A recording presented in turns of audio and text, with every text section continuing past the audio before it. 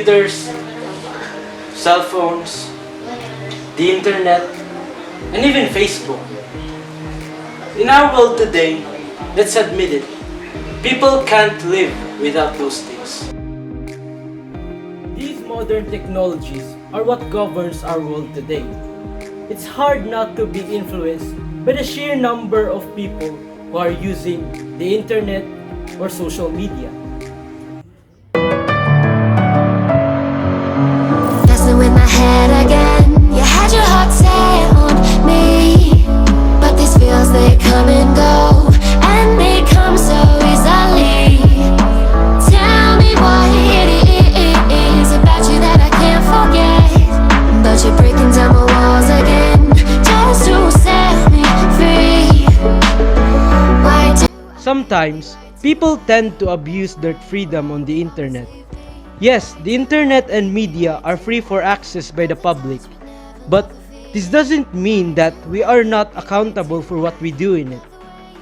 Ethics should not only be present in the real world, it should also be present in the virtual environment. There are certain things that we should follow in order to achieve digital citizenship. But first, what is digital citizenship? Digital citizenship is the appropriate and responsible behavior when using technology.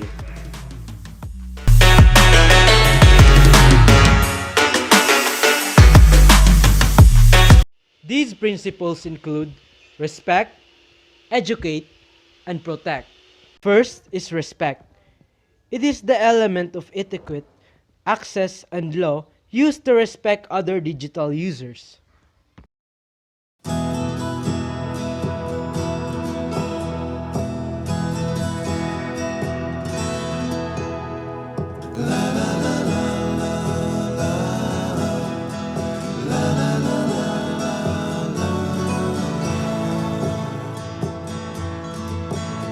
Next is educate. The elements of literacy, communication, and commerce used to learn about the appropriate use of the digital world.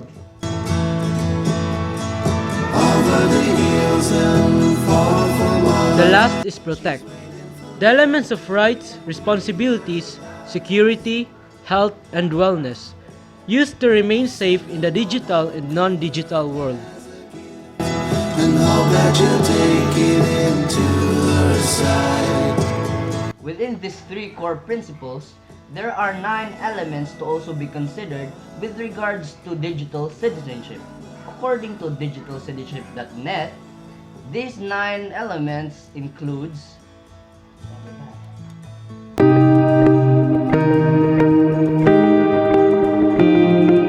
digital access. This is perhaps one of the most fundamental blocks to being a digital citizen. In order to improve your skills and attitude in the digital world, you should first have a proper access to it. Remember that moment where you first held a phone or first touched a keyboard? Those moments marks the start of your journey to being a digital citizen.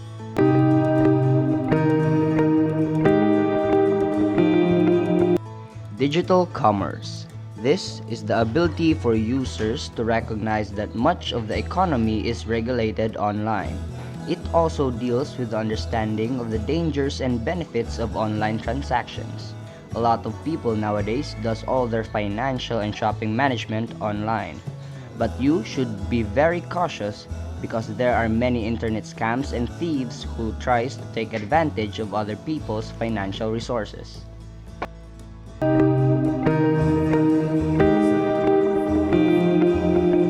Digital etiquette. This is the expectation that various mediums require a variety of etiquette. Certain mediums demand more appropriate behavior and language than others. Think before you click, a very common phrase associated with etiquette.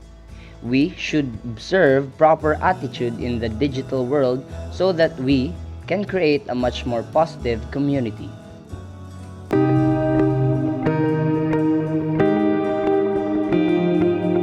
Digital communication.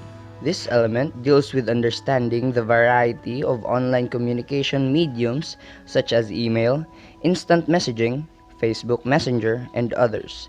After the creation of the internet and media, we have achieved a greater potential of communication and interaction. Almost everyday people in the world have FB accounts where we get to express and even know ourselves better.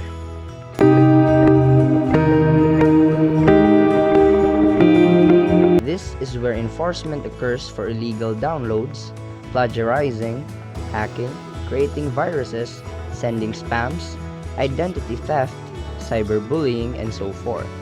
We are taught by our parents and schools to follow rules and order, even in the internet. Understanding what you should do and what you shouldn't is a step closer to a wise modern individual.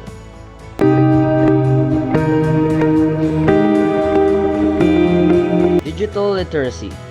This deals with the understanding of how to use various digital devices. For example, how to use search engines efficiently and how to use online logs. This is where we develop our skills to become more equipped to the ever-changing technologies of the world.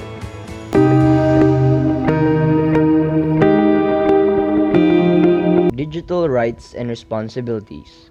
This is the set of rights digital citizens have, such as privacy, speech, and so forth. Each one of us is protected with these rights. You are free to do whatever you want on the internet, but there are still boundaries, which is the product of these rights in order to maintain order in the digital world.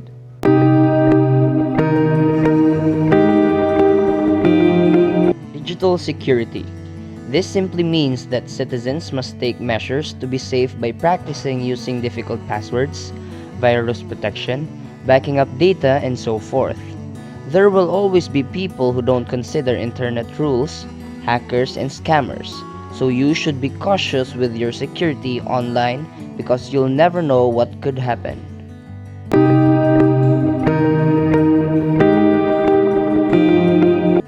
Digital health. Digital citizens must be aware of the physical stress placed on their bodies by internet usage. The internet and media may just be a virtual world, but the effects that it can do to a person is very real. Some people can take their eyes off the screen even though how stressed out they are. Others are being discriminated, causing depression. We should be fully aware of how our gadgets are affecting our mental and physical condition. These are all the things that we need to possess in order to become a digital citizen. In the end, the technologies that we have now and the existence of the internet is neither a good thing nor a bad thing. It depends on the user himself. But still, we should be wise and responsible in what we do with our devices. Let us work together to make the world a better place, to make the internet a better place.